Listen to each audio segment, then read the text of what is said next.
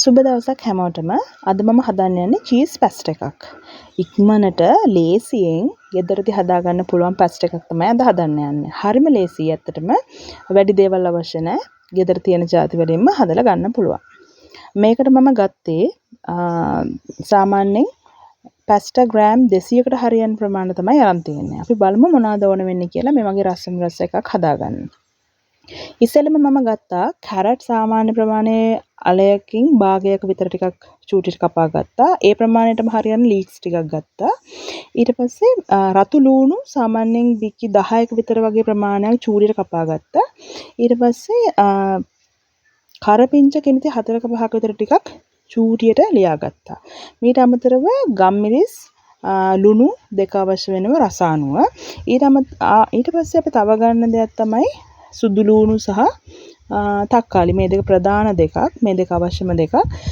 මම සාමාන්‍ය ප්‍රමාණයේ තක්කාලි ගෙඩි 3ක් විතර ගත්තා. ඒ ටිකටම සුදු ලූණු සුද්ධ කරලා අරගෙන ඒ ගත්තු ප්‍රමාණය දෙක එකට දාලා වතුර දාලා තැම්බුවා මුලින්ම. මේ තියෙන තම්බ ගත්ත ටික.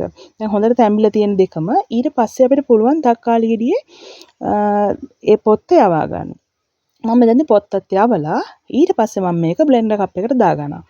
ඊට පස්සේ මේ ඒ වතුරත් එක්කම මේක බ්ලෙන්ඩ් කරගන්නවා. සාමාන්‍යයෙන් එතකොට උකු නැති හොඳට ජූසි ගතියට එන මිශ්‍රණයක් තමයි එන්නේ. ඊට පස්සේ අපි මේකත් පැත්තකින් තියාගන්නවා. මේ වලට පේන්නේ මම මේ විදිහට බ්ලෙන්ඩ් කරගත්තට පස්සේ එන සාමාන්‍ය ක්‍රීම් එකක් වගේ වෙන්නේ නැහැ. සාමාන්‍ය වතුර වගේ ඒක කමක් නැහැ. තික් ගතියක් ඕනේ නැහැ. ඒක පස්සේ හරියනවා. ඊට පස්සේ මම මේ තියෙන්නේ ග්‍රෑම් 200ක් විතර ගත්තු පැස්ටා ටික. මෙතන ග්‍රෑම් 200ක් තියෙනවා. මම ලුණුයි ඊට පස්සේ පොල් තෙල් තේ හැන්දක් විතර දාලා හොඳට තම්බගෙන තියෙනවා.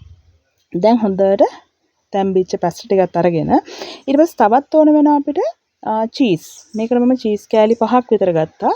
ඕගොල්ලෝ චීස් රස අනුව කැමති විදියකට චීස් ප්‍රමාණය ගන්න පුළුවන්. මම මුලින්ම වළඳක් ලිපේ තියාගෙන ඒකට දාගනවා තෙල් මේස හැඳි 3ක් විතර ප්‍රමාණයක්.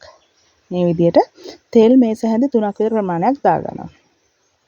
ඊට පස්සේ ඒක හොඳට රත් වෙගෙන එනකොට මම මේකට රතු ලුණු ටික දානවා. අර චූටිට කපාගත්තු රතු ලුණු ටික මේකට එකතු කරනවා. දැන් මේක චුට්ටක් තෙලේ බැදෙන්න දෙනවා. මේක චුට්ටක් රන්වන් පාටට බැදීගෙන එනකොටම සාමාන්‍ය රන්වන් පාට වේගෙන එනකොටම අපි මේකට කරපිංච ටික එකතු කරනවා. මොකද කරපිංච ගොඩක් වෙලා බැදෙන දෙයක් නෑ. පොඩි වෙලාවක් බැදුන මැති කොළ පාට හොඳට හිටින්න ඕන නිසා අපි අන්තිමේදී තමයි එකතු කරන්නේ. ඊට පස්සේ දැන් මේකට මම හොඳට මේ බලන්නකෝ. දැන් රන්වන් පාට වේගෙන එන්නේ. දැන් අපිට පුළුවන් මේකට කරපිංච ටික එකතු කරන්න. වැඩි වෙලාවක් යන්නේ නෑ ඇත්තටම. විනාඩි 10කින් විතර අපිට මේක හදාගන්න පුළුවන්. මේ බලන්න දැන් කරපිංච ටිකත් එකතු කරලා ඒක පොඩ්ඩක් කවලම් කරලා මේ විදිහට කවලම් කරලා ඊට පස්සේ අපි මේකට අර අපි හදාගත්ත සුදු ලූණු ඊළඟට තක්කාලි එකතු කරලා හදාගත්තු මිශ්‍රණය මේකට දාගන්නවා. අපි මේ තාම මොකටවත් ලුණු දැම්මේ නැහැ. තාම කිසිම දෙයකට ලුණු දාලා නැහැ. අපි මේ මිශ්‍රණය දැන් මේකට ඕන එකතු කරගත්තා. දැන් ඊට පස්සේ මේකත් හොඳට හැඳි ගා ගන්න ඕනේ. මේ වෙලාවේ ලිපේ ගින්දර ටිකක් අඩු කරන්න. මොකද නැත්තම් මේක පිච්චිලා යන්න වගේ වෙන්න පුළුවන්.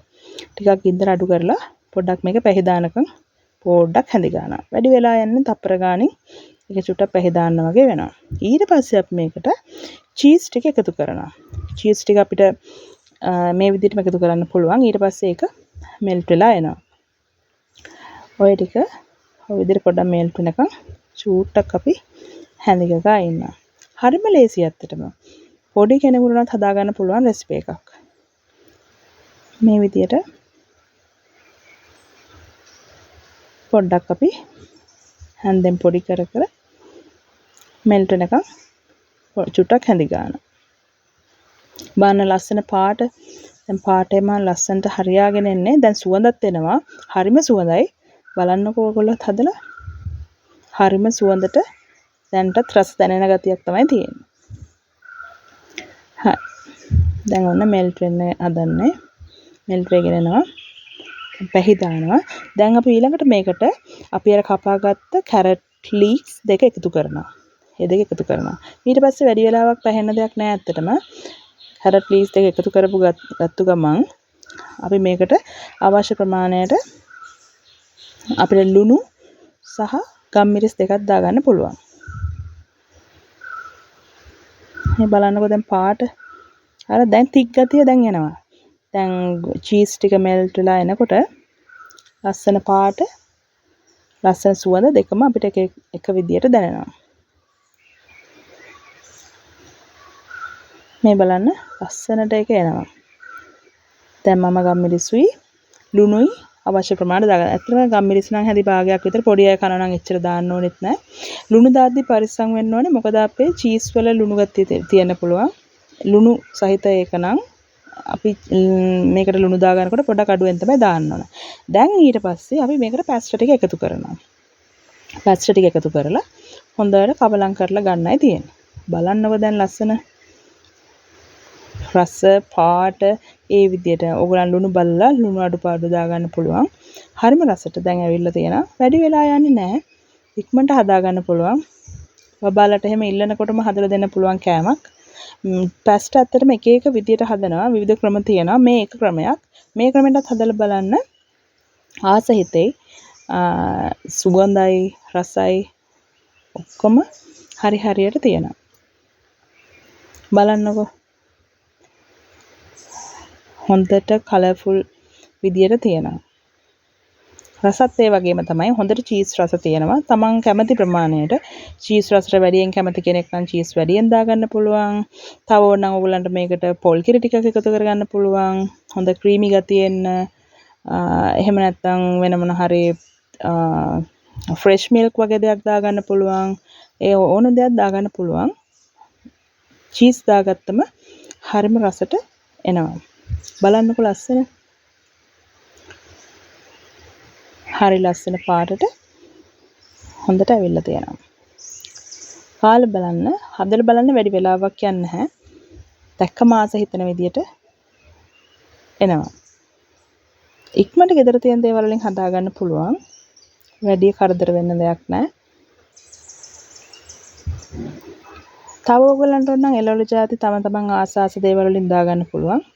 මේ විදිහට try කරලා බලන්න.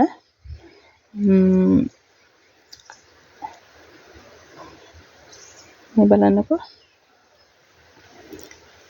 හරිම ලස්සනට හරිම තික් ගතියට හොඳ ක්‍රීමි ගතියට ඇවිල්ලා තියෙනවා. හරිම රසයි. පොඩි අය හරි කැමැත්තෙන් කාවේ චුටක් බලන්න හදලා. එහෙනම් ආයෙ දවසක ලස්සන තව රෙසිපි එකක් අරන් එන්නම්. සුබ දවසක්.